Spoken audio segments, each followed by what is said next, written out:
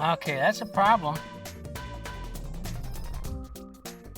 That's a broke out pipe. Let me mark the front edge of that spot, and then we'll mark the back edge. Let me pause this. All right, so we got that located 13 inches deep. So now we'll bring it back to the beginning of that problem. I thought I saw that on the way out. I forgot to catch it on the way back. Yeah, it was pretty extensive. All right, let's mark that as the beginning. Okay, I've got that marked. I enclosed the entire length, it's only about 3 feet, with parentheses, so you know where the problem is that you need to dig up.